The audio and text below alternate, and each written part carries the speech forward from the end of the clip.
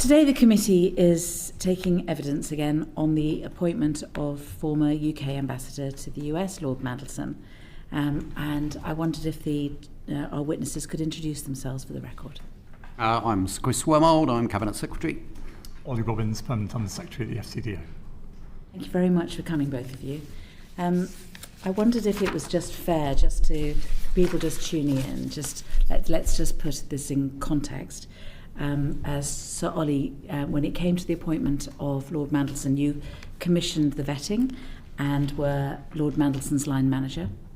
And Sir Chris, you were responsible for the due diligence. The Prime Minister appointed Lord Mandelson, and I think everyone has agreed that the system for direct ministerial appointments is inadequate, and it's been changed. So I'd like to take this in a logical order, and I'd like to start with questions in relation to the vetting process and then go to due diligence, and I will come back and ask some questions about the open source and due diligence, if that's all right. And then at the end, I think we have a suggestion as to how the process could be improved. Fleur. Yeah, sorry, just before, so just for absolute clarity, yes. I was appointed Cabinet Secretary on the 16th of December and yes. Lord Mandelson was appointed on the 18th of December. So the processes we're going to describe mainly happen under my predecessor, Simon Case, and then I'm there right at the end. But I will answer across the entire period.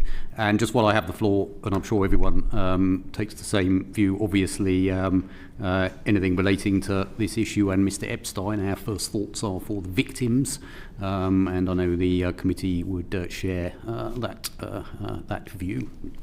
Certainly. We did, when arranging these hearings, we did ask for someone who could come and answer our questions, and we made clear the sort of questions that we wanted to ask, and obviously you were chosen as being the appropriate person to answer.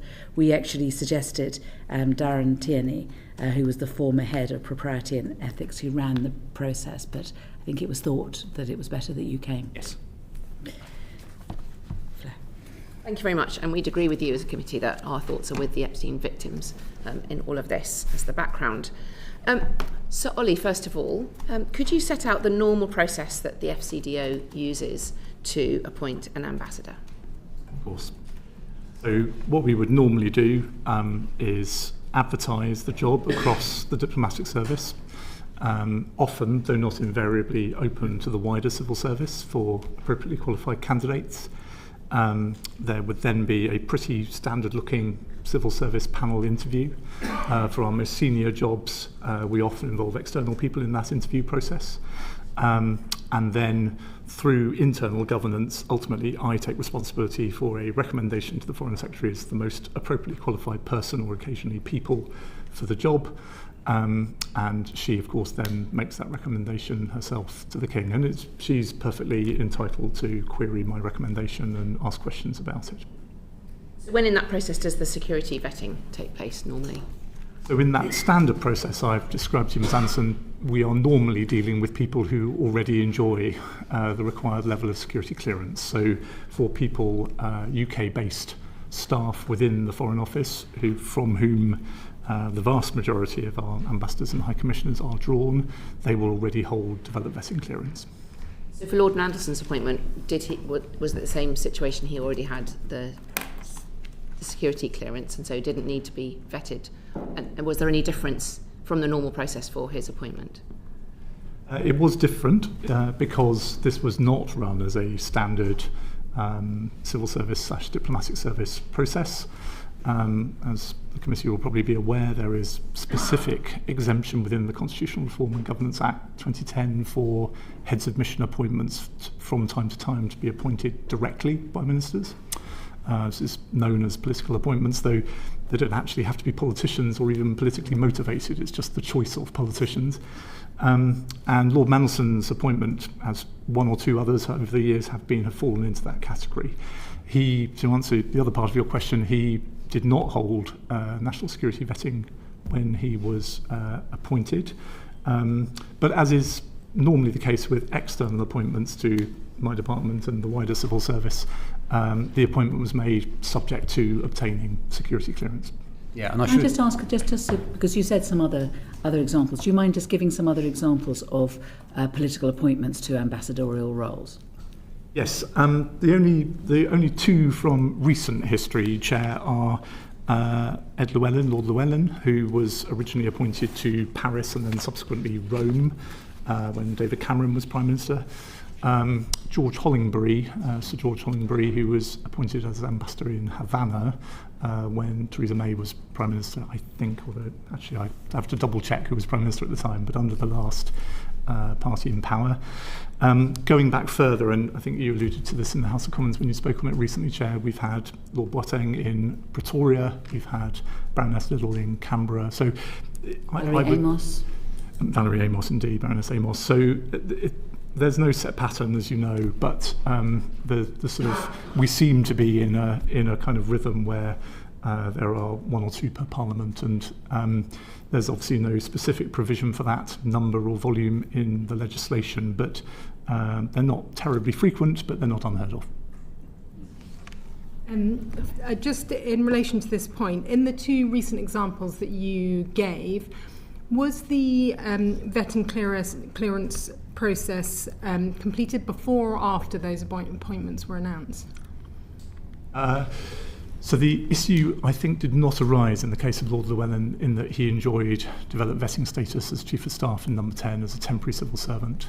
I would have to double check with Sir George Hollingbury. My educated guess is that it would have been a very similar process to the one we follow with Lord Mandelson, i.e. that an appointment was made subject to the achievement of vetting clearance. You're right about that. Yeah, and if I can add, it may be helpful. When we're making appointments from outside the civil service, which happens obviously a lot more regularly than it does for ambassadors, the normal thing is for the security clearance to happen after appointment but before the person signs contract and takes up post.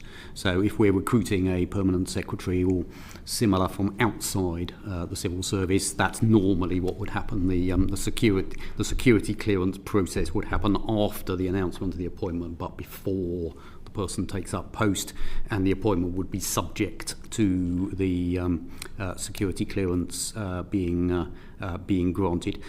Just while we're talking about differences, although the processes for ambassadors are very similar for civil servants, they are actually different in one other regard, just so I've said it.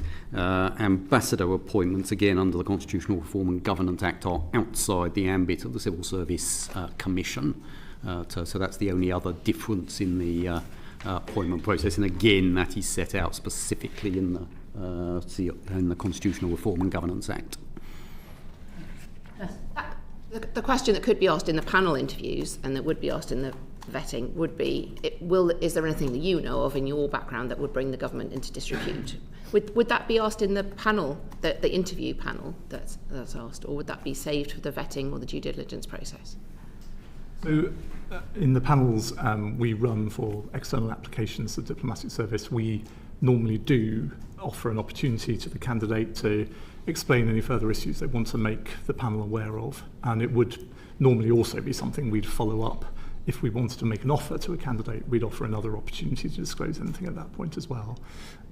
So yes. That offer was there. In the letter to Simon Hoare, the cabinet... Hang on, so was it asked? Sorry, Ms Anderson's question was specifically about what normal practice would be.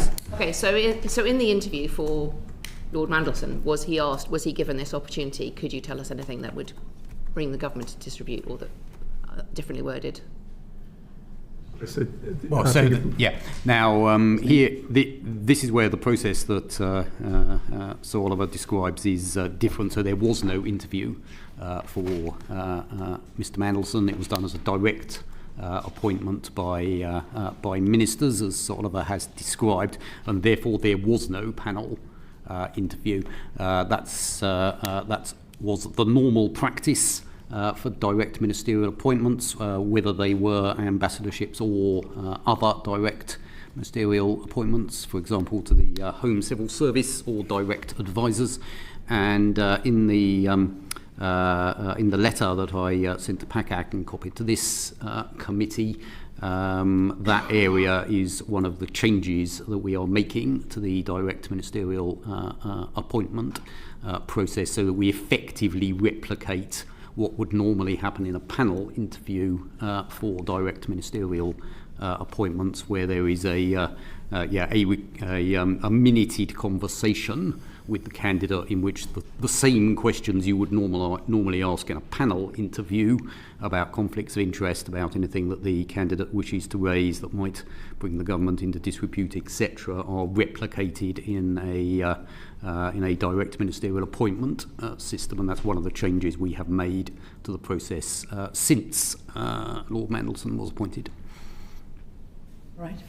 Okay, so for this appointment specifically, Sir Ollie, the Cabinet Secretary said that a thorough process to understand and consider Lord Mandelson's private interest was carried out as part of the usual ambassadorial appointments process. So therefore there wasn't the panel interview, so who carried out that assessment, and did they decide any mitigations were required to prevent any conflicts of interest having had that assessment? An external appointee to the senior reaches of the service will always be asked to fill in a conflict of interest form. Very happy to share a copy of that standard form with the committee if it would help. It's an opportunity for the candidate to set out the issues that they think that might actually raise or potentially raise or perceived as raising a conflict of interest. That process was completed in Lord Mandelson's case, and his appointment was subject to him performing that process, going through that process with us. The way in which we then discuss with him any of those perceived conflicts obviously is a confidential matter between him and us, but the process was followed rigorously. You say us, who was it that carried out that? So that's for his employer, i.e. the Foreign Commonwealth and Development Office. Was it you? Who did it? There were. He submitted his form. Yep. That was assessed in the usual way, and I did indeed have a conversation with him before he took up his appointment. And for that, can I just bring Sir John just for a moment? Just quickly on the question of avoiding conflicts of interest, why was he not asked to relinquish his shareholding in Global Counsel? This was honestly the hardest bit of the process for both of us, because Lord Mandelson was a founder of the company. It's a private company without traded stock, and so whilst he was confident that he could conduct his role as ambassador without giving rise to a conflict, we wanted to make sure we managed and mitigated that possibility in some particular ways. So I did put in place some measures to do that with him, which we added to actually as time went on, because as he then tried to find ways out of the shareholding, which he was actively trying to do with Global Counsel, we were able then to put in place an extra guarantee that he was not in fact going to be benefiting from any upside in those shares as his employment with us continued. I mean, did the mitigations include ensuring that he was unaware of particular clients of Global Counsel or work being undertaken? Yes. So how did that work? We managed this through his office in Washington and with advice from my HR department. Can I ask one other question about conflicts of interest? I mean, you've talked about financial conflicts of interest. Is there room on the form for putting in conflicts of interest in relation to friendships? No, it's not a sort of reputational conflict that's being targeted by that form chair. It's about reality or perceptions of economic and financial conflicts. Okay. Sorry, conflict of interest slightly more broadly than economic. For instance, if Lord Mandelson had been a trustee of a prominent environmental charity and had been working on pursuing Britain's environmental agenda in Washington, he would have declared that to us as well. And a final question on that part of the process. So before you had that interview, would it be one in which it was up to Lord Mandelson to declare anything, or would you go to that interview having done some work on what was in the public domain and to question him about? On conflicts of interest Yes. specifically? Yeah. No, that process depends on the candidate disclosing themselves things that they think are of potential or actual risk. Obviously, if he had not raised his shareholding in Global Counsel, I would have queried that because I was well aware of it. But there isn't a sort of proactive duty on the employer to seek evidence and intelligence to put to the candidate. This is a process that depends upon the candidate having a shared interest with the department in managing and avoiding conflicts. I think that Afra's got another question. As long as I'm not interrupting you. Thank you. During this conversation that you had with him, were you aware at that time that in his previous roles he'd been sacked as Trade and Industry Secretary in 1998 for failing to declare an interest-free loan that he'd received from someone whose businesses were being investigated by the department at the time, that he'd been sacked in 2001 after attempting to broker a British passport for a wealthy donor to the Millennium Dome project with which he was involved, and that he'd been criticised on numerous occasions as the European Trade Commissioner for accepting hospitality from companies on whose commercial interests he was in the process of ruling? And did any of those come up in the telephone conversation you had with him? I knew Lord Mandelson's CV, and not what you usually put on your CV, I would imagine. And if I may, while I want to make sure with this committee that we don't give Lord Mandelson any preferential treatment versus any other FCDO employee, I do also have a duty of care to him and confidentiality towards him, which means I don't want to treat him any worse than any other FCDO employee. So I think the substance of the conversation between him and me around his conflicts of interest needs to be between us. I was well aware of his background. I was well aware of the issues that you described from previous in his career. As I've answered Ms. Anderson, the process depends upon Lord Mandelson and others in his position being open with us about the things that they fear could draw his employment into conflict of interest disrepute. And I'm confident that we were thorough about that from a conflict of interest point of view. Chair? Yes, go. To link up the 2 points that have been made by Fleur and Afra, you have a system based upon self-declaration, and you're dealing with somebody with a track record of not declaring. So I think when Fleur makes the point, do you do any, in that situation, faced with somebody with a track record of not being 100% transparent on their conflicts of interest, is there not a duty of responsibility that you have to the department to ensure that you are informed, that you do that research beforehand to make sure that if they haven't declared anything, you are aware of it beforehand? I understand your question, and it's an important question. We had to, I think we do have a responsibility to treat candidates for these roles in a sort of fair and balanced way across the people that we see. And whilst I said in answer to Ms. Brandreth's question, I didn't try and hermetically seal off from the rest of my mind the knowledge I had and the department had about Lord Mandelson's career and background. The system across the board is a self-declaration system on conflicts of interest. And so we thought it proper to run the same system for Lord Mandelson as we would for any other potential employee. The point is that he wasn't a candidate. So you say, we want to treat him fairly as we would do any other candidate. But he wasn't a candidate, he was an appointee. And that does make things different, doesn't it? Excuse me, appointee. But if we were bringing in, we have brought other people in, even in my time here, in senior roles from outside, and we have conducted the conflict of interest process at exactly the same point in the process.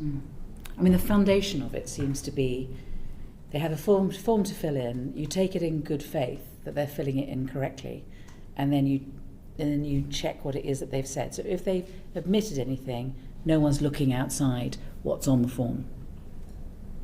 That's broadly correct, yes. And the only reason I say broadly is that there is also an assumption that, and it's a declared assumption, that your entries into that form are true to the full and true.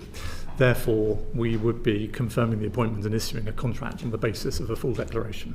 Yeah, and we ought to say, I mean, that is true of almost all conflict of interest systems. I believe it's true for the conflict of interest system operating in Parliament, that they are self-declared and then scrutinised. And it's certainly what we do in the wider civil service.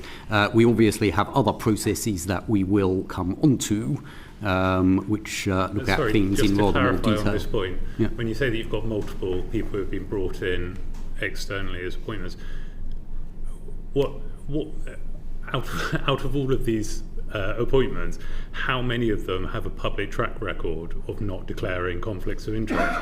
Because if that's a systemic problem, then you've got a problem with the system. If this is a one-off, then it would suggest that in this situation it's worth having an alternative system.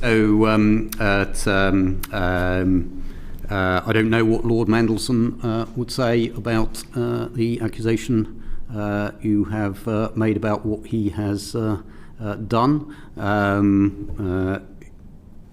But, as I say, we have several systems that run here, and our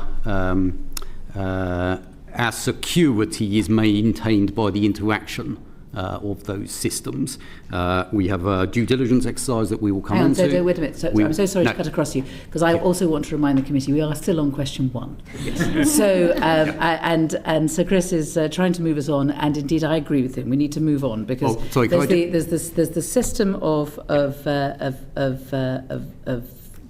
vetting that Sir Ollie has talked about, which would be the normal way for appointing or having candidates for ambassadorial purposes. Then there is a further system that is also done by Sir Chris, and I think we need to make sure that we cover both. There are 3 processes. Yes, I know. Yes, and but I'm just trying to get on to process 2. Yes. So if I could just move on to process 2, and then we'll get on to process 3.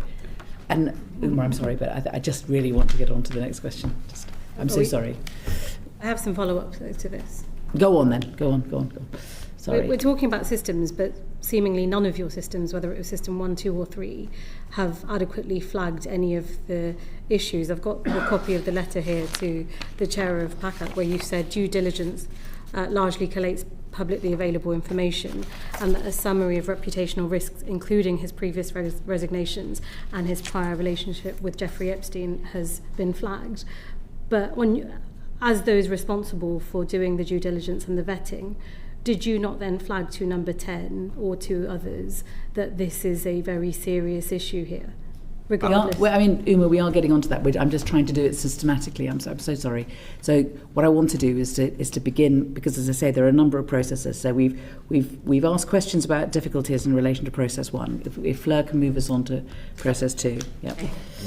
Chris, so process 2 to move on to is the standard process for developed vetting, which I understand is the level of clearance that a senior ambassador, such as the ambassador to the USA, would have. Could you just give us some information about that process? Yes, so now we're not actually doing these things in chronological order, by the way. So the first thing we did was the due diligence, which we will do last. And in this case, I think the developed vetting, in fact, came last. I'll say some general things about developed vetting, the first of which it's carried out by the employing on behalf of the employing institution, the FCDO. So it would have been, in this case, the FCDO that commissioned the developed vetting. We publish a variety of information about what developed vetting covers, and we won't go beyond our published information. But basically, the checks involved are a baseline personal security standard, a completion by the individual of a DV security questionnaire, a departmental and company records check, which will include staff files, staff reports, sick leave returns and security records, a check of both spent and unspent criminal records, a check of credit and financial history, a check of security service records, a full review of personal finances, a detailed interview conducted by a trained investigating officer, further inquiries including interviews with referees conducted by a trained investigating officer, Checks may extend to third parties included on the security questionnaire, and the full review of personal finances will include an assessment of the individual's assets, liabilities, income and expenditure. That's all set out on the Cabinet Office website. Now, as I say, we don't go into further details of the developed vetting process, either in general or for individuals, for reasons that you will understand, but we do give that rather comprehensive description of what developed vetting covers. Now, the important bit, and this is where we're getting to in my exchanges with other members of the committee, is that is, of course, a proactive process. The conflicts of interest process we described is a self-declaration process. What I've just described is obviously a process of going and proactively looking at records, not simply a reacting to what either the appointee or the candidate tells us. Is there anything you want to add on the FCDO side? Thank you very much. So where in that process would the conversation about what are your what interests do you have beyond that, the personal interest that Epstein would have come up with the process which of those, the investigation? There's a couple of investigations at the end of that list. Is that likely to be where the conversation would come up? And then what is the end product of that whole process? Is there one report? I'll leave it to Oliver to describe what happened in this particular case. We don't go into the details of what happens within the developed vetting process, either in general or for individuals beyond. So in general, which part of those processes would come up? Personal associations, which part would that be in? It's as I've described. So there was a detailed interview with an investigating officer which covers all the information that I've listed out. So that detailed interview, and the one with the referees as well, I presume that potentially that could be where it came out to. Again, I'm not going to comment on what happened in the individual. In general, you would expect that any issues that arose out of the research done would then be picked up in the various interviews conducted in the way I've described. And in general, what is the end product of all of that vetting? Does it all get put into one report, and who receives that report? The report is received by the employing department and the employing line manager. So in this case that would be Sir Oliver, and then a decision is taken on whether the relevant level of security clearance is to be granted or not, and what, if any, mitigations are required. Is that taken by solely by you? As you hand over the report, do you have the recommendation, and then solely says yes? Yes, Chris. Sorry. Just in our case, it may be different in other places, because almost all of the over 8,000 people who are UK-based people for the Foreign Office who work for us are subject to DV. We don't normally take those decisions at line manager level, let alone at permanent undersecretary level. We delegate the responsibility for receiving the report from UK security vetting to our personnel security team in the Foreign Office. Obviously, the vast majority of these are relatively straightforward. Ones that require more senior judgment and potentially a discussion of managing and mitigating risks are escalated appropriately. Did you see it? Ask a quick. Wait a minute, I want to get on to Uma, and then we'll take some other questions. Go on. Thanks, Chair. Sorry, I'm trying to gather my thoughts because there's a lot that's coming our way. So, to reference the earlier question I asked, there were a number of vetting processes. You've just set them out, but did none of those flag that a well-publicised friendship with the world's most notorious paedophile might be a problem to the government? Well, may I, Chair? Because I think what Chris was getting at earlier is, if I, approach this chronologically, back before Lord Mandelson was announced as the appointee, there was a process which Chris will be happy to talk to, done within the Cabinet Office to make sure the Prime Minister was aware of Lord Mandelson and the issues around his appointment. There was then a process of clearing his conflicts of interest, which the employing department oversaw, which we've talked about. And actually in parallel with that process, we also went through the standard UK security vetting, national security vetting process for DV. So I think that one of those processes where we can confidently say the relationship with Jeffrey Epstein was indeed surfaced was the first of those processes. As Chris has explained to you, which is the due diligence one, just to make it absolutely we're not clear. At liberty, just to at risk of being boring, we're not at liberty to say whether or not it would have come up during the national security vetting process. And it was not regarded, it would not have been regarded, I would have been surprised to see it on a conflict of interest form, because that's more about offices, interests and assets that you hold that have a bearing on the government's reputation. Do you think your due diligence and vetting process is fit for purpose given what we're discussing? Well, on your original question, and we'll cover this when we cover the due diligence exercise, and as I put in the letter to the committee, all public knowledge about Lord Mandelson from the open source due diligence that we did was included in the due diligence, including his relationship with Mr. Epstein. Was that fit for purpose? Well, we believe it could be improved. And that is what. That's an understatement, well, isn't it? no, because the issue over which Lord Mandelson had his was withdrawn from Washington was information, and the Prime Minister set this out very clearly, that was not available to us at the time that the due diligence was done. The Prime Minister's been on the record about this and has explained exactly why he took that decision. So there are two issues here. There is the process, and as I say, we believe the process can be improved, and indeed we have improved it. And there is what information was available at the time, and the issues over which the ambassador was withdrawn from Washington was based on information that was not known at the time. Do you have any other questions, Uma, before I move on to others?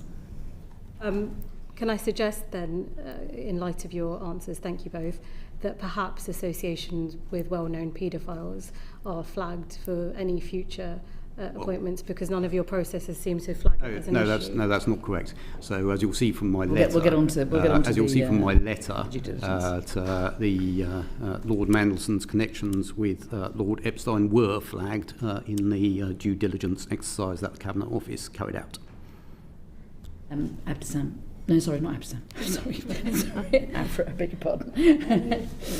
I just wanted to touch on that to do with the due diligence, but also had a couple of quick questions regarding the earlier conversation. But since we're talking about what came up during the due diligence, I mean, publicly available information at the time was that Mandelson and Epstein had kept a notoriously close relationship, and that in June 2009, Mandelson had stayed at Epstein's townhouse in Manhattan. That would have coincided with the time that Mandelson was UK Business Secretary, and also the time that Epstein was in prison for soliciting prostitution from an underage girl, a child. Both the FT and The Guardian refer to further examples of Mandelson and Epstein communications during 2009, 2010 and 2011. There are pictures of Mandelson shopping with Epstein in the Caribbean, also emerged prior to Mandelson's appointment as ambassador.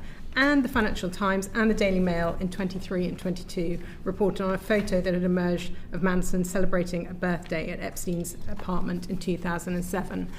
These dates all occur after Epstein being charged in 2006 with soliciting prostitution, and after 2008 when he was pleaded guilty to charges of soliciting prostitution from a person under the age of 18. So I'm just wondering, because in my opinion it is absolutely deplorable that we would have somebody with an attitude towards women and girls in such an important and significant position within our representing our country. At what point were questions raised about whether that was appropriate, and why does it seem that suddenly a small additional bit of information would tip the balance on that being at one point deemed appropriate to then not appropriate? Yeah. So The due diligence process has effectively two parts to it. There is the identification of information and then there is judgment.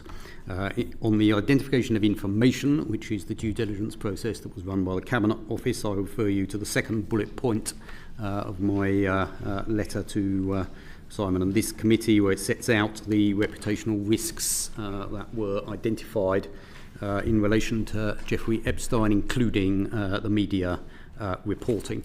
There's then a judgment about whether to make the appointment or not. And as I say, the Prime Minister has set out in quite some detail in his media interviews the judgment he took, and then the further information that came to light, I believe in September, which certainly the Prime Minister, and I don't think quite a lot of other people would describe as minor, which were the new and previously unknown emails that led to the decision to withdraw the ambassador to Washington. So all of the information that I read out was shared with the Prime Minister prior to his appointment and was considered not sufficient to cause concern about appointment. It's the information set out in bullet 2 of my letter. Could you, just because I have quite a lot of paperwork in front of me, would you mind reading out bullet 2? A summary of reputation. So, in the case of the former HMA Washington's appointment, the report, that's the due diligence report, included a summary of his professional and financial relationships and an initial assessment of what steps may be required in order to resolve any potential conflicts of interest in order to take up the role. And then the key bullet point, a summary of reputational risks, including his previous resignations as a minister. I think previously someone suggested he was sacked. I think he in fact resigned. And his prior relationships with Jeffrey Epstein. This section included direct extracts from media reporting and notes of a general reputational risk. The only information which was not already in the public domain at the time is a reference to official records which have since been disclosed by the National Archives, which relate to a Tony Blair meeting with Epstein that was facilitated by the former ambassador at the time. A list of the former ambassador's previous political and non-political roles, and a section on internet searches which summarises news reporting available at the time. So that is what the due diligence exercise covered. I think the answer is yes, really, then. It is exactly as I set out in my letter. Can we just go back to again? I'm sorry to be so boring and just trying to keep structure here, guys, but can I go on to Abdesam, and then let's just try and get through, and then we'll move on to the due diligence process with Phil. It's fine, and I think my question relates directly to my colleague's question. In terms of timescales, so he was appointed on December 20th. That's the date of announcement. Were you asked to fast track the vetting process? Because that's a very short time frame to appoint somebody of such a senior position. There is provision within our, and I think most departments, arrangements with UK security vetting, who do the vetting process, that we're allowed to ask for a number of priority clearances every year to make sure they sort of jump the queue to be done earlier than others. And we use that for Lord Mandelson. It doesn't mean there is any difference in the process, and it's a standard product that UKSV offer. So yes, it was faster than some people's clearances will have been. That's not because the process was different. It was because we advanced him up the queue. And so in any of that process, was any part skipped or removed or stripped entirely? No. Nothing was removed. Okay, and do you think you had sufficient time to carry out meaningful checks? So as what I can say to you, Ms. Mohammed, is that I am absolutely confident that UKSV undertook the process in precisely their standard way, doing all of the checks they would expect to do, and we had ample time to assess and decide on the basis of their work. And given that he was eventually appointed, came to position in February, were you satisfied at that point that the information that was already in the public domain would not cause any potential reputational embarrassment? So, at risk of sounding like a pedant, that wouldn't have been a judgment for me to make as part of the vetting process. and the important decision on that had already been taken some time before when it was decided to appoint him. Yeah. Phil, I know some of the ground that you were going to cover has already been covered, but do you mind just filling in the holes? Yes, thank you, Chair. Most of my questions will be for yourself, Sir Chris. And you spoke to your letter to the Chair of the Public Administration and Constitutional Affairs Committee, which set out a little bit of the due diligence process that the Proprietary and Ethics team carries out. What is the purpose of the due diligence process? Right, it is to inform decisions about reputational risk. And as I say, it's very important to see the three processes working in tandem. Due diligence, open source due diligence is something that we regularly do for external appointments. And what it does is, what any excellent journalist or excellent parliamentary researcher could do. It looks for the open source information that is about the individual. It turns it into a easy to read report, and it is there to inform the decision maker of the reputational risks you might run and might need to mitigate were you to make the appointment. So it is not a decision-making thing. It does not make a recommendation. It raises questions, and it's then for the decision maker, which in this case was ministers, to decide if those are reputational risks that they are prepared to bear, and what mitigations would be needed were the person to be appointed. That's very different from the process we just described, the security vetting service, which does lead to specific recommendations, which are then taken by the department in question. So that is what it is for. It is to inform the decision maker of potential reputational risks. Is it possible that somebody has due diligence done on them by the team in the Cabinet Office, and therefore a decision is made once that is concluded that they don't then proceed through the vetting process? Well, as I say, the two things are completely separate. If your question is, are there occasions when somebody might look at a due diligence report and decide they do not want to proceed, that is certainly possible, yes. And what is the skill set of the individuals who are conducting the due diligence that is done within the PE team? Well, it's the Proprietary and Ethics team in the Cabinet Office that normally does it. They do this on a number of occasions and become very skilled at it. But as I say, what you're doing is an open source search that would be very similar to the type that an investigative journalist could do, that a parliamentary researcher could do, that indeed anyone with the appropriate skills could do. There is nothing that goes into those due diligence reports, and in this case, except for the one piece of information that I read out earlier, it is by definition publicly available information. Now, you spoke to your letter. Can I just a moment? So it's okay, so there's a skill set involved in actually winkling out the information, but isn't there also a skill set involved in asking the questions and getting an answer and getting the truth out? I mean, isn't there a skill set there? Do you have people with that? So the due diligence exercise that we do, and as I say, we do this in a large number of cases whenever we're appointing externally to senior roles. That does not involve an interview with the individual. The interview with the individual comes as a part of the processes that we were describing earlier. It is an open source search of what are the reputational issues relating to that individual. The individual is not brought in and questioned by that due diligence process. We described the processes in which people are interviewed previously. In your letter to the Chair of PACAC on the 30th of October, you mentioned that there'll be the introduction of a standard requirement for due diligence to be carried out.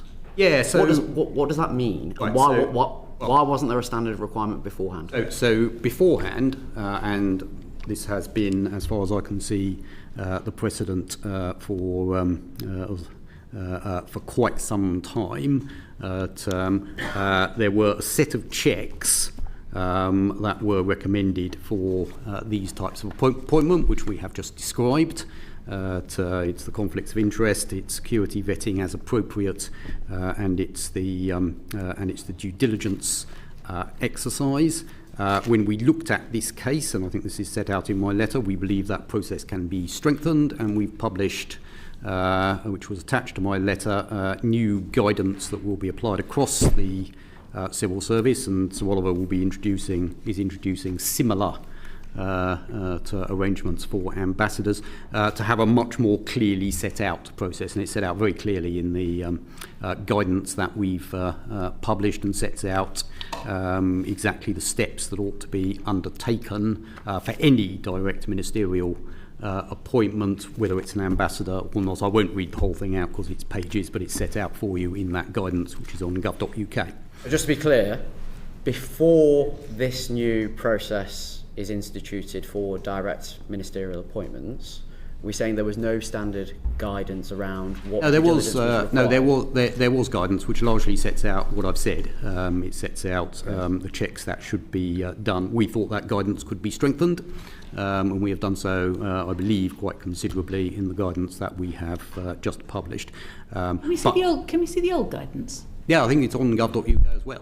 No, it's not. Pretty sure it is. No, it's not. I found it there. Anyway, we'll post it. Well, we're incapable of finding it. So could you send us a copy? I'm more than happy to send it to you. But I set out the main changes in my letter, along with the new guidance. Again, I won't read them out for time. My final question: we talked about departmental responsibilities earlier. As I understand it, it was the Cabinet Office that did the due diligence checks. Yes. Why was it the Cabinet Office, and why wasn't it done by the appointing department in the Foreign Office? Because in this case, the appointing minister was going to be the Prime Minister, and the Cabinet Office is the department of the Prime Minister. Is that something that will be looked at in the future in terms of making sure there's a handover of information from the Cabinet Office to the Foreign Office, where there is a direct... I don't believe that was an issue in this case, or indeed in any other cases that I'm aware. As I'm saying, what shows up in due diligence is all publicly available information, and is therefore by definition available to any other department. And as I've described in the security vetting process, all that information would be identified again in any case. But in future, direct ministerial appointments are going to have due diligence done by the department that has decided they want to do direct ministerial. It's not going to be done by you, isn't that right? We do it on a practical basis. So very frequently, PET acts on behalf of another department. I'm relying on this guidance. Yes. And so the responsibility. There's a difference between the responsibility and then who physically does it. Mm-hmm. So the responsibility is on the appointing minister and the appointing department. Whether that department happens to have people with the skill set you were describing earlier, or whether they wish to commission Cabinet Office or someone to do it on their behalf, but the accountability to both commission it, receive the information and take the decision is on the appointing department.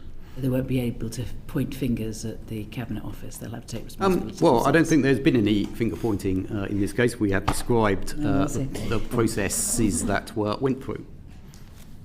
Before we move on, I think Dan has been waiting for some time, and Fleur and Afra.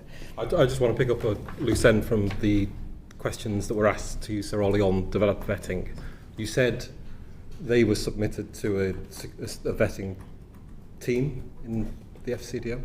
So for all staff who have developed vetting, those reports are received by a vetting team. We have a personnel security team that is responsible for understanding and setting policy around personnel security for the department as a whole, including receiving recommendations. They can be escalated. They can be. And so in your time at the FCDO, how many have been escalated? I don't have numbers on that, and to be honest, I think this falls under Chris's general warning that the further we get into this, the more difficult it is to maintain the integrity of the vetting system. Was Lord Mandelson's one that was escalated? I certainly can't comment on that, I'm afraid, for the same reason.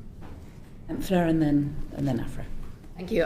Having read the changes, it is hard to know what the changes are in this new document because I can't see the old one, but there's a process in here which is about a fireside chat. So if in the direct ministerial appointment in Tier 1, at a certain stage, if there are concerns raised, there is the provision for, in reaching a decision, the minister or senior official may wish to conduct a fireside chat to discuss the requirements of the role. Does the fireside chat mean that it's sort of off the record? What is that part of the process? So was that held with Lord Mandelson? So what we're trying to do here, and Sir Oliver touched on this earlier, is we are seeking to replicate for direct ministerial appointments exactly what we do for advertised appointments, as it were. So it's reasonably standard practice when we are doing very senior appointments, permanent secretaries, etc., for the minister to hold a fireside chat with the individual in question, which is not part of the decision-making process, which is why it's described in that way. For senior civil servants, a civil service commissioner would be present to ensure that the process was being followed properly. We do that when we externally advertise a job and have several candidates, so we're replicating that for direct ministerial appointments. And likewise, as we described earlier, and this is the other big change, when there is a panel interview, questions about conflicts of interest, about any other issues that the candidate wishes to bring to attention are part of the interview and are therefore recorded, and the answers are recorded as a part of the interview process, and we're replicating that for a direct ministerial appointment. So as it were, that part of what would normally be the interview process takes place will take place in direct ministerial appointment situations too. So what we're really trying to do with our new guidance is, I say, replicate for direct appointments all the processes that go on for advertised appointments and bring the two completely into line. That does not give you perfect defence for the reasons that we were discussing earlier. It's still based on the information that is available at the time, but we take the view that there ought to be consistency in the level of rigour between the two types of appointment, between the advertised appointments and the direct appointments. And as I say, while that doesn't create a system that will never make mistakes or never fail, if it's appropriate for one, it's appropriate for the other. So did the fireside chat part of it come up in Lord Mandelson's appointment, and where in the order of it? No, so this is something that we have added, as I say, to replicate what we do for advertised appointments. Okay, I've got Afra, and then I think I've got Ed. Thank you. I just want to try to understand this a bit more, because I think to many people it feels like common sense was perhaps thrown out the window. Publicly available information about vetting says that the vetting interviewer will ask about friends and associations. So one might assume that as part of that process, I appreciate you're not going to tell us the detail of it, things came up about Mandelson's relationship with Jeffrey Epstein. In the due diligence process, we are aware that publicly available information, which I've read out some of it already, will have come up about Mandelson's relationship with Jeffrey Epstein. I'm just wondering whether any of this information at any point, in any way, triggered anybody at the Cabinet Office or at the FCDO to ask any further questions to establish the full context of the former ambassador's relationship with Epstein. Well, as I said before, there are two things that happen in these processes. There is the process of fact-finding, which is what I've described, and then there is the process of judgment as to whether the issues that have arisen are material to the appointment. The issues you're raising are in the second category, and as I say, the Prime Minister has already explained in really quite some detail in media interviews and elsewhere what he did, why he did it, and then why he withdrew. But that really isn't good enough. I mean, it really isn't. Well, I'm good sorry, enough. that is the position. Let me just come in behind Afra on this. Look, at the time when there was due diligence, right, when you were looking at what's publicly available, if he'd come before us, we would have looked in the internet, we would have Googled, and we would have found that Channel 4 had done a documentary, The Prince and the Paedophile, which clearly highlighted Mandelson's links with Epstein. We would have given consideration to what was in the Financial Times and the Guardian reports in June 23, which referenced the JP Morgan internal investigation. And I think which gave the most damning of all, which was when Epstein was sentenced in 2008 to 18 months imprisonment for soliciting an underage girl, Peter Mandelson goes and stays in his flat, his townhouse in Manhattan in 2009. And at the time, Peter Mandelson's business secretary. So we've got the business secretary staying in the townhouse in Manhattan of someone who's been convicted of paedophilia. Now, my question is, you find this out, presumably you've got a researcher who can do what, my researcher did, and you find this out. Did anybody ask him about this?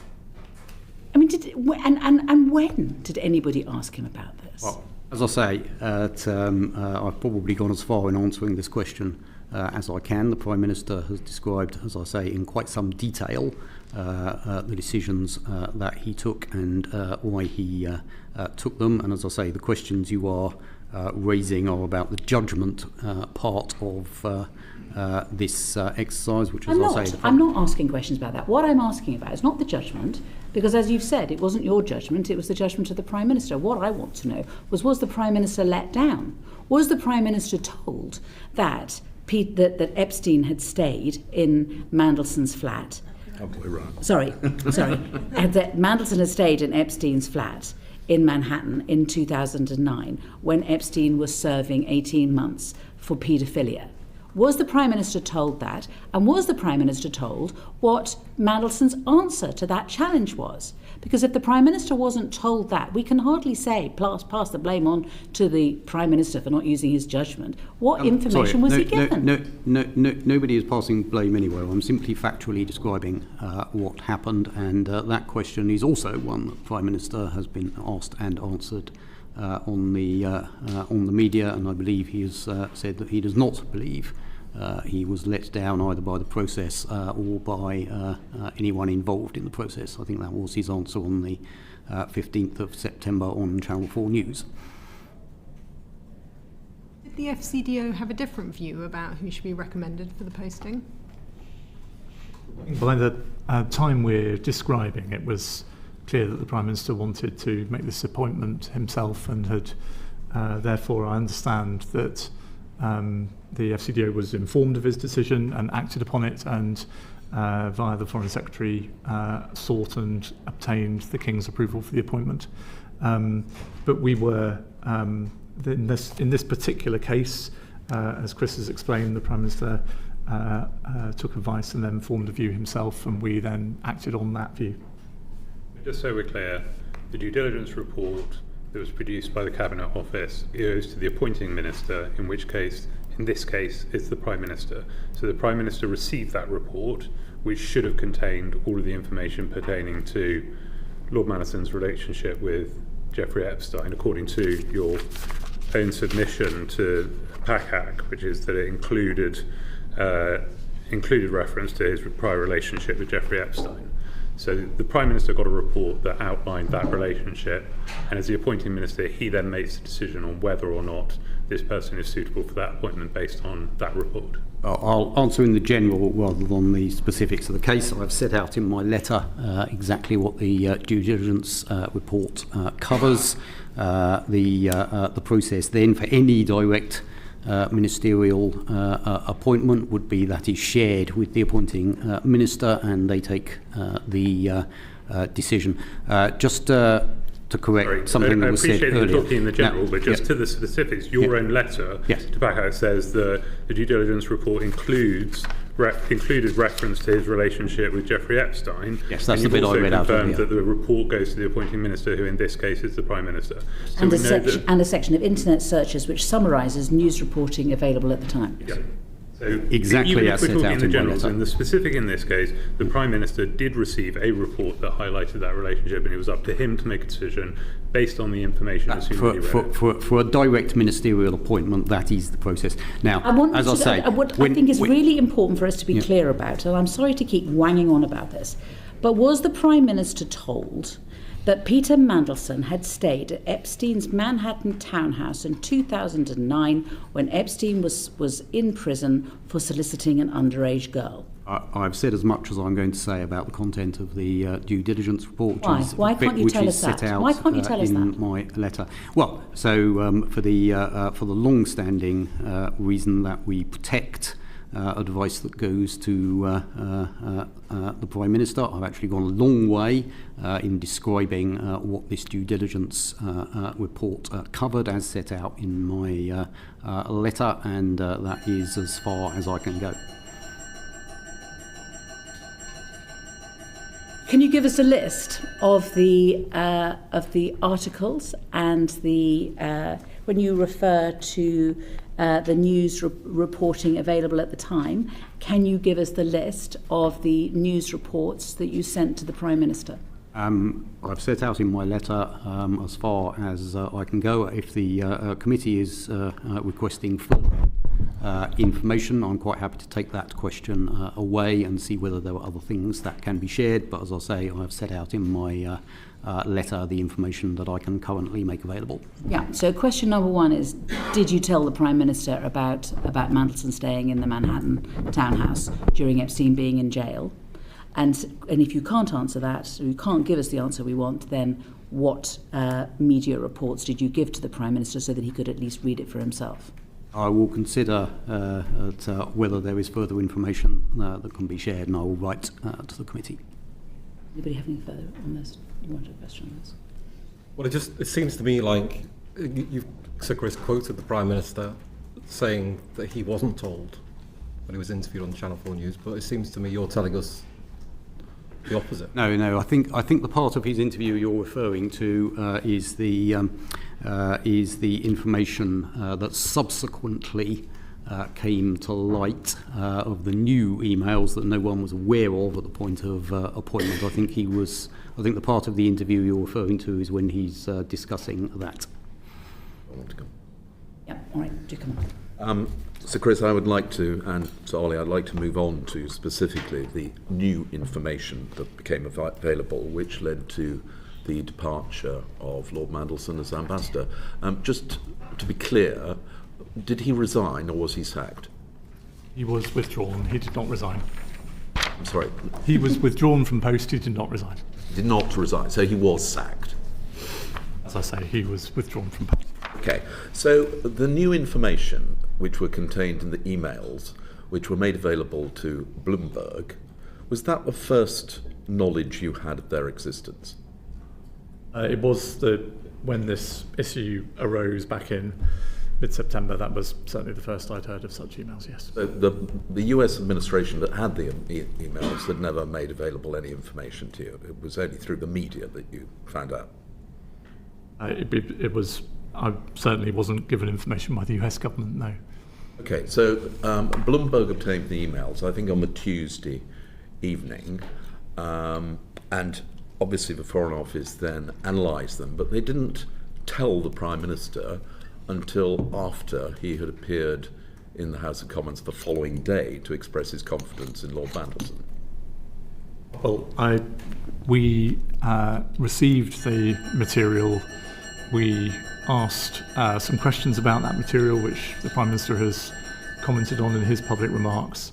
I can't speak to exactly what he saw at what point, Sir John, but Chris and I were in constant contact about it, and I was briefing the Foreign Secretary as to how we were pursuing the case.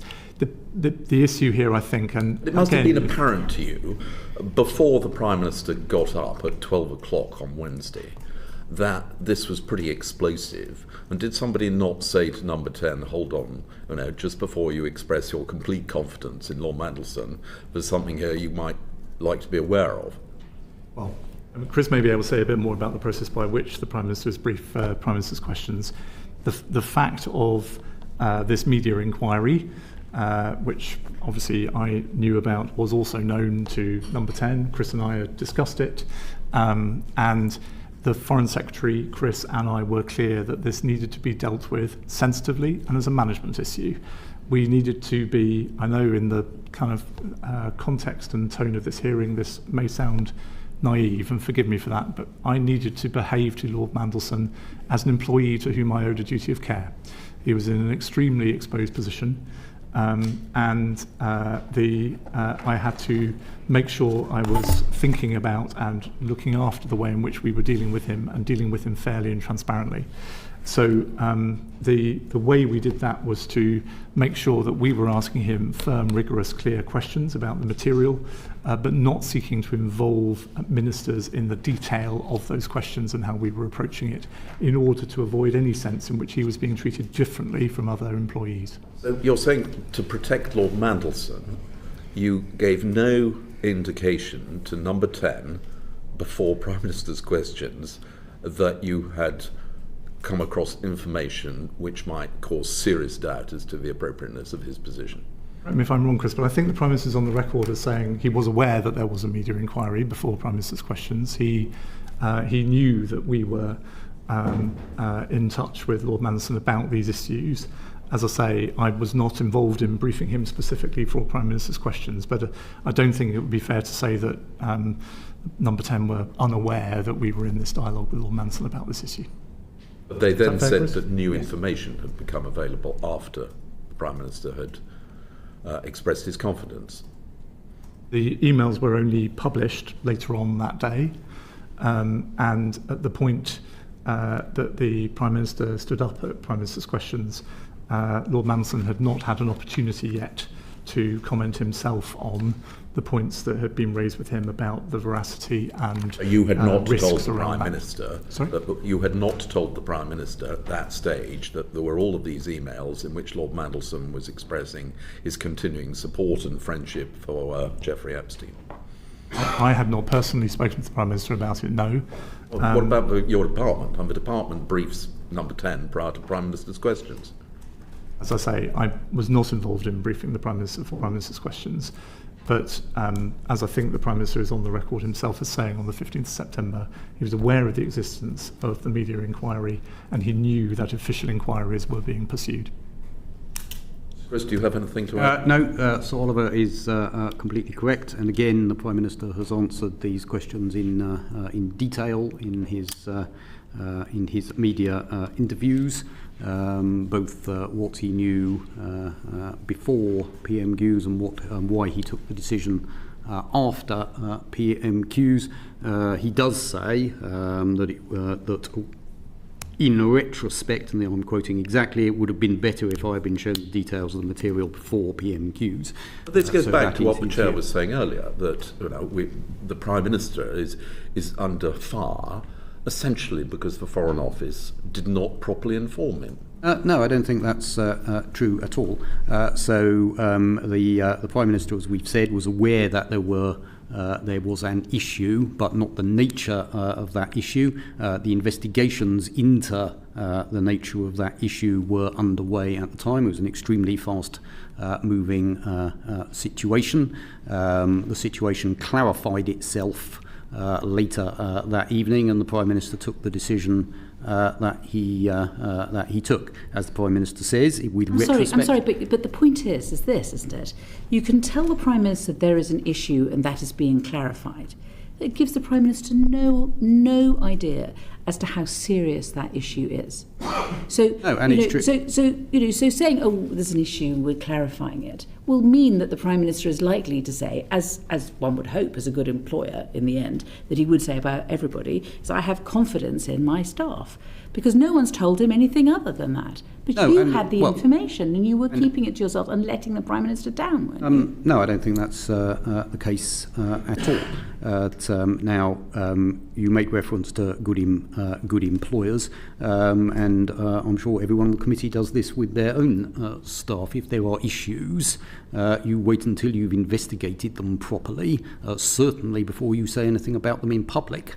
And as Sir Oliver says, although he's a very high-profile individual, Lord Mandelson deserves to be treated as any other employer. That at that point you had some allegations from a media organisation that clearly needed allegations. It was copies of emails. Well, that needed to be looked into in the course of that day. That was completed, and the Prime Minister must have realised that the contents of those emails were explosive. That it completely changed the perception. Well, no, it was consistent with him staying. Sorry, I'm bang on this again, but it's consistent with him staying in Epstein's townhouse when Epstein's in jail for paedophilia. Well, clearly, the emails that came to light, and as the Prime Minister has said, were game-changing in terms of what was known about. They were game-changing, but you didn't give any indication to the Prime Minister of their existence.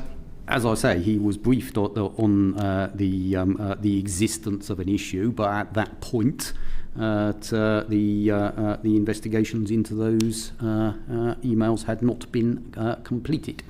Let me get to Uma. Chair, just to disclose, I used to prepare the now Prime Minister for Prime Minister's questions when he was Leader of the Opposition. So I'm asking a question in relation to that. Did you not think that it was part of your role to brief, if not the Prime Minister, the people who prepare the Prime Minister for Prime Minister's questions, that the allegations in these emails, or the allegations that Bloomberg News had, were pretty serious, because he was going to be on live telly expressing full confidence in one of the employees of the Foreign Office? Well, I don't personally get involved in the briefings for Prime Minister's questions. I would expect that major issues... The severity of this issue warrant an intervention. As I say, I don't get involved in the briefings for Prime Minister's questions.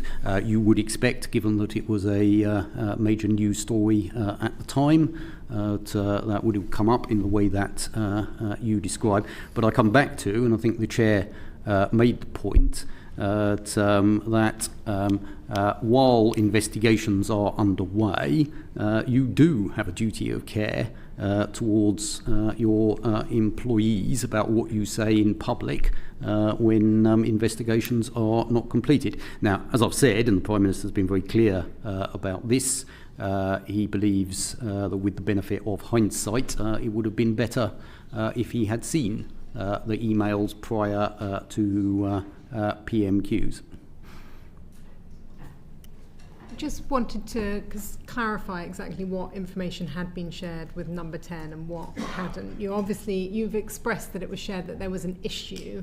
As I understand it, a letter or an email communication was received from Bloomberg that included excerpts of the emails between Mandelson and Epstein. Was this letter or this email, whichever format it came in, shared in its entirety with number 10 prior to PMQs? So the FCDO had received, you had received information from Bloomberg's.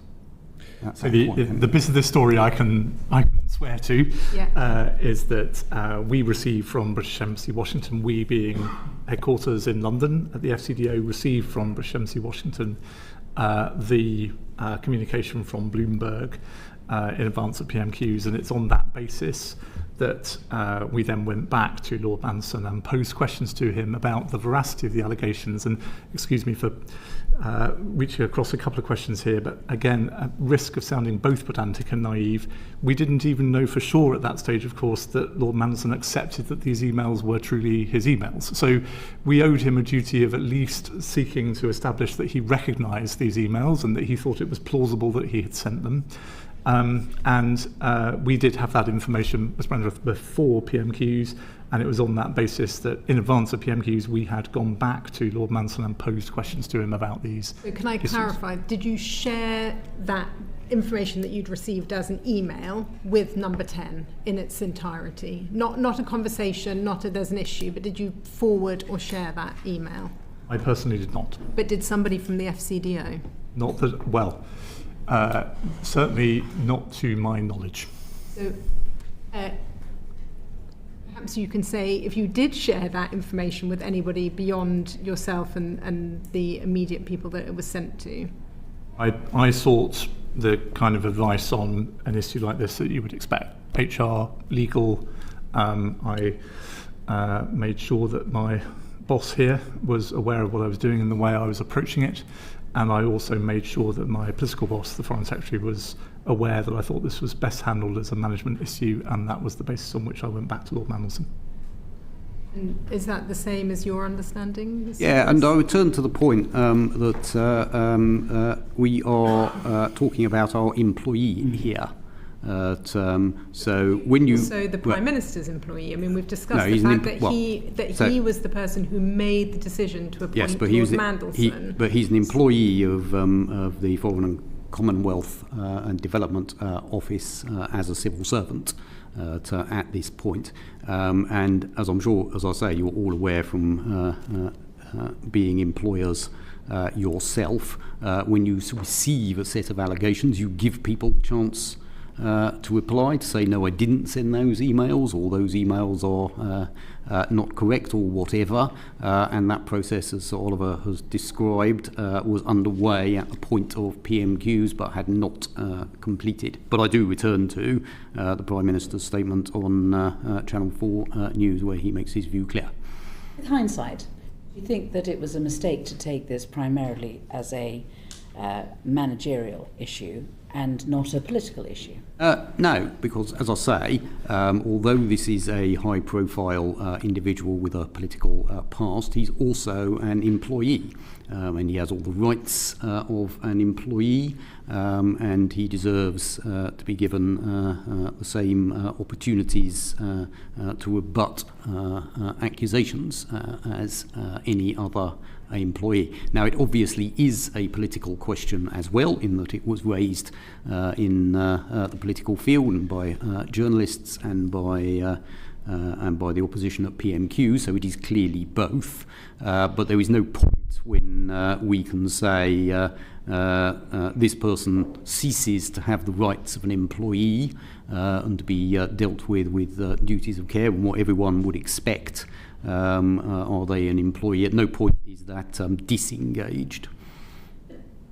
What we're asking you is, why on earth didn't you just alert the Prime Minister to the seriousness of the allegations? I don't think there's very much we can add to what we've said already. He was alerted to the issue. He's made clear that with hindsight he wishes he had seen the detail of the allegations before PMQs. The problem that I'm dealing with, and you know, I suspect a lot of people out there are struggling with, is this idea that the emails constituted materially different information that would have resulted in Lord Mandelson not being appointed. I think I certainly look at this, and hopefully any rational person would look at it and go, you have somebody who has a long, close and deep relationship with a known paedophile. That makes them suitable for the appointment. Staying with them in their townhouse while they're under investigation and being prosecuted for being a paedophile, that still makes sentenced. They were 18 months in prison. Still makes you qualified for this appointment.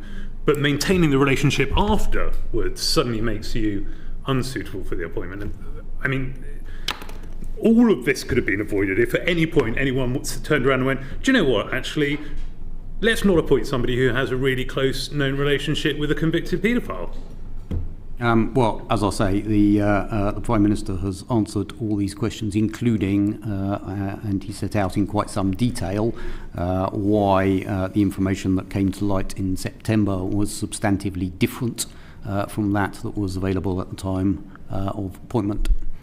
Okay. I think you've I've two just final questions on this section. So, Ollie, you made clear that Lord Mandelson was withdrawn from his position. He did not resign. Is he still on the civil service payroll? No. He's not? No, he's not. Is he receiving any kind of settlement or payoff? We have dealt with him, as I hope you'd expect, in accordance with his contract. What's the answer? It being an employment contract, that is confidential between us. but we have dealt with him in the way he has contracted with us. He was sacked, so is he still entitled under his contract to a payment? I'm sorry, Sir John, as I say, the way in which we deal with individual employees' termination under their contract must remain confidential between us. So I'm not at liberty to say whether a settlement was made in his case. All I can tell you is it was done absolutely in accordance with his written contract with us. Okay, so the Foreign Office is not going to give any information as to whether payment was made to him? Any implications of his termination will be reported in our annual report and accounts, but the termination payments below a particular threshold, I think it's £100,000, do not get itemised. Those above it's £300,000. Those above £300,000 generally do. We will follow our normal process. Yeah, I think Fleur has got one final question on this. Yep, I think we could all conclude that the system failed along there. So we're now trying to look at whether we can trust the system in the future. So looking at those changes, looking at what went wrong along the way. Just part of the system to look at for one last time is the part between the appointment and starting work and then everything being found out. Was there any stage at which then the Lord Mandelson came back again to say there have been some changes? I know when I was a minister, I filled in all these forms. At the end of it, it said you have to go to your permanent undersecretary if there's anything that changes along the way. It's over to you.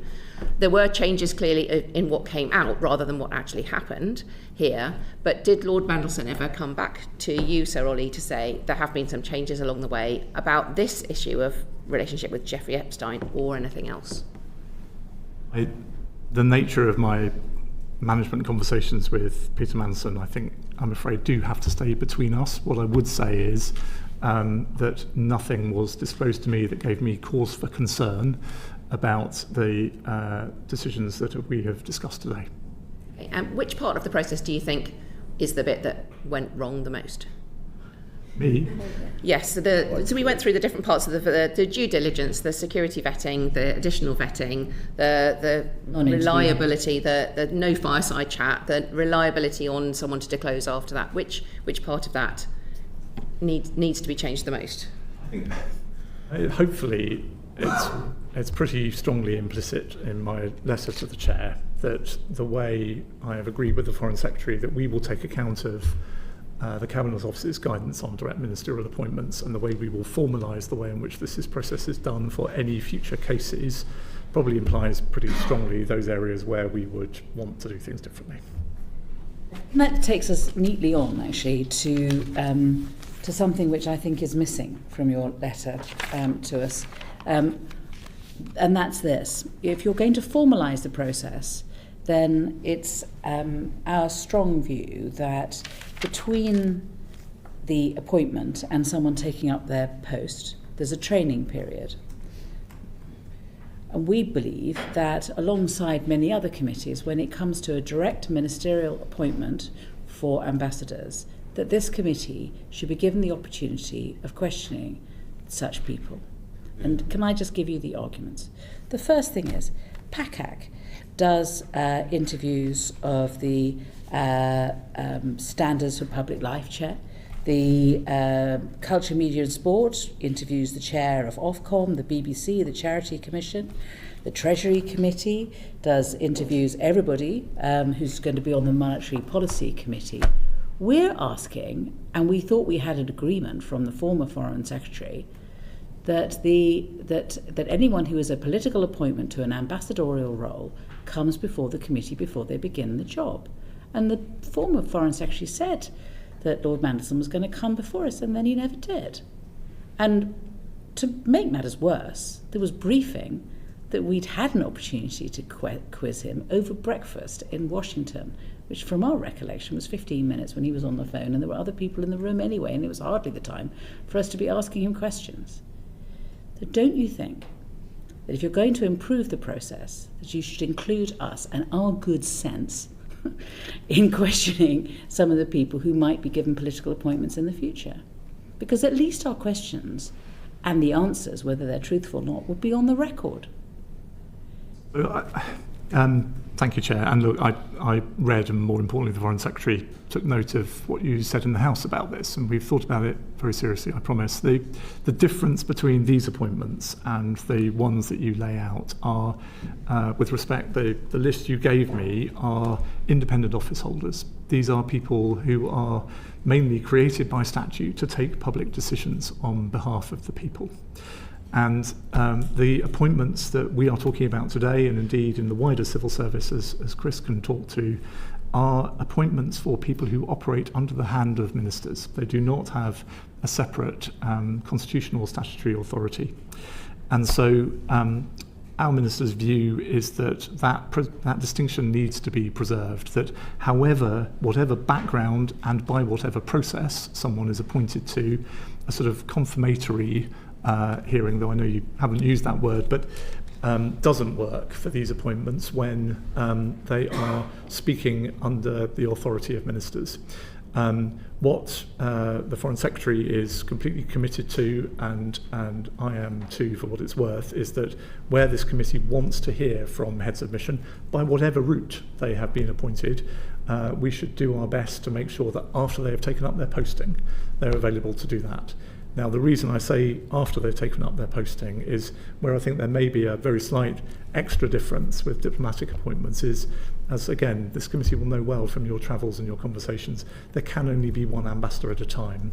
And the risk for HMG is if there is a full and thoughtful hearing between a designated ambassador and this committee, whilst they're in the public domain as announced as going, but while there is a sitting High Commissioner or ambassador at post, is it makes it very awkward for His Majesty's representative to do their job. And so we would, my ministers will continue to make sure that wherever possible we meet these committees' needs for briefings and hearings with individual senior heads of mission where those are important to you, but I don't think they can go as far as you're asking. It wasn't a problem when the previous committee interviewed Sir Ed Llewellyn, and it wasn't a problem when previous committees interviewed Baroness Amos. I mean, there have been political appointments in the past. It is different, a political appointment. And given that it's a political appointment, it is right, I think, for the public to see why there has been a political appointment as opposed to a civil servant being given a particular position. And as I say, given that the appointments process has hardly been ideal until now and you're looking for changes that could be better, we would have Googled. We would have Googled and we would have asked him questions and we would have got some answers, truthful or not, but those answers would be before the public and we would be in a much better position than we are now if you had just included us as you said you were going to. Your basic point about making sure that in how we do any such appointments in future, candidates or appointees are given on-the-record opportunities to disclose to us or a panel of us any future reputational vulnerabilities is very important, and I completely agree with it, and that is part of why I wrote to you separately following on from Chris's letter to PACAC, where ministers are in a different place, Emily, is they think that, and my recollection is Ed Llewellyn came before this committee after he'd taken up his post as HMA Paris, not before, and that is because we are anxious for confusion to the host government, undermining the position of the existing head of mission if there is somebody before this committee doing their best to expound the government's view about the importance of the relationship and issues in often big and complex relationships for our most senior appointments, but there is someone sitting at post attempting to conduct that relationship who is a different person. Okay, I'm negotiating here. Why can't we have someone then, if that's what you insist, we want to have them within the first 3 months, because we were promised when we were told, well, Mandelson can't come before he takes up the post, but he'll come as soon as he's back in Britain. He was in Britain a lot. We never saw him. He never came before the committee, and we couldn't hold the Foreign Office to the promise that we'd had that Lord Mandelson was going to appear before the committee. So I'd like to have an undertaking from you today that we're going to, if there's any further political appointments to ambassadorial roles, that at least the Foreign Affairs Committee gets to speak to them within the first 3 months and get having the job. I cannot give you that guarantee, but only, Chair, because as you know, decisions about whether I, let alone ambassadors, appear before you are for my Secretary of State and not for me. I hear you clearly, and you will have, of course, an opportunity to quiz the Foreign Secretary herself on some of these issues before too long. All right, well, we'll ask her. We've just got a final question about the Chinese, and I think, John, were you, or was it Richard was going to say it? Sorry. Just really reflecting on lessons learned. Oh, sorry. And thinking about these direct ministerial appointments, we've reflected today that the government made changes last month to the process for making direct ministerial appointments. Yet we've learned that the new process has actually introduced a so-called fireside chat between the political appointee and the minister who appoints them. So it sounds almost as though it's becoming more cosy and less transparent. No, that's not true at all. Well, can I ask then, we have Sir Ed Llewellyn, who is currently undertaking his second diplomatic posting in Rome, when it actually says that really by rights these things ought to be appointed for a specific term. I think the wording is the standard posting length or to the end of the Parliament, whichever is shorter. Was Sir Ed not subject to the Diplomatic Service Code, which already said that political appointees should only undertake one posting? Lord Llewellyn's appointment was reconfirmed by the incoming Foreign Secretary after the general election. So the point about, he unusually in partisan terms, he was a political appointee of this Labour government from July 2024. Solly, can I ask you a separate question? It's been recently reported that you have visited Beijing. Can you tell us what was the purpose of the visit, and did the subject of the embassy come up? Absolutely, thank you, Sir John. Yes, my first ever visit to China, which was an important experience for me, honestly. It's one of our largest networks around the world. And the purpose of my visit was both to see the embassy in Beijing and talk to the team there, of course, to have engagements with the authorities in Beijing. I then went on to Shenzhen and was looked after by our consulate in Guangzhou, and then went on to Hong Kong and spent a really valuable last leg of the trip in Hong Kong, still seeing that despite all the difficulties, and they are of course legion, that is still a different and interesting and potentially unique relationship that the UK has with China through Hong Kong. So the purpose of my visit was of course partly to educate myself, honestly. This is, we can't escape the importance of China in the modern world, second largest economy, etc. You'll know all the statistics. But pastorally, it was very important to me. This is a big chunk of my staff overseas, and I don't want to be impolitic, but it is a chunk of my staff who face unusual pressures, and I wanted to understand those pressures and hear from them myself about some of those pressures. You meet Chinese officials whilst you were there? All sorts of pressures, Sir John, which I won't go into in this. I understand that. But did you talk to the Chinese? And I have raised some of those issues myself with the Chinese authorities while I was there. So, of course, the Chinese authorities, as is firmly in the public domain, are very focused on their planning application for their own embassy in here in London. And they, of course, raised those issues with me while I was there. But the purpose of my visit was quite a lot broader. And I know you know this, John, but obviously the planning decision is a quasi-judicial decision for the Secretary of State, for the relevant Secretary of State. Thank you. Can I ask one last question, Sir Chris, of you? You'll be aware that there has been quite a lot of speculation about your own position. Do you expect to remain in post for the foreseeable future? I certainly hope so. Now,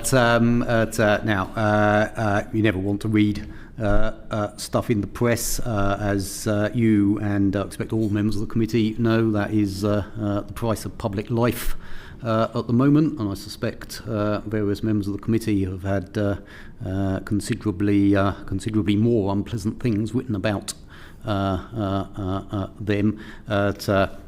You go on with the job. Media speculation is exactly what it is, and I'm sure Solly would agree with this. Our job is to get on with the job for which the taxpayer pays for, which is what I will be doing. Yeah. Just wanted to go back to the question that Sir John had asked around the Chinese embassy. A spokesman for the Chinese Ministry of Foreign Affairs seemed to threaten the UK last month if their super embassy planning application wasn't approved. They said, "We once again call on the UK to fulfil its obligation and honour its commitments at once. Otherwise, the consequences arising therefrom shall be borne by the UK side." I just wondered, in these conversations or meetings that you might have had when you were out there, whether they indicated what those consequences arising might be. No, not with any clarity. They are clearly very focused on it, and I'm not surprised they've made a big investment there. It's important to them, and of course, at some level, it's important to us that they have a serious ability to represent themselves here in the UK. That's in our interests. There is, whilst the planning application is, as Chris has reminded us, completely separate from our own concerns to make sure our platform in Beijing is well supported. It's in our interest that they understand that we want that properly established and looked after as well. So I'm not surprised they're very focused on it. They did not make any specific threats along those lines, and of course, had they done so, I would simply have reminded them that this question is for the Housing Secretary and not for me. Unless anyone has any other questions, that's it. Can I finish by thanking you both very much for coming. It's been a really important session, and I hereby close the session.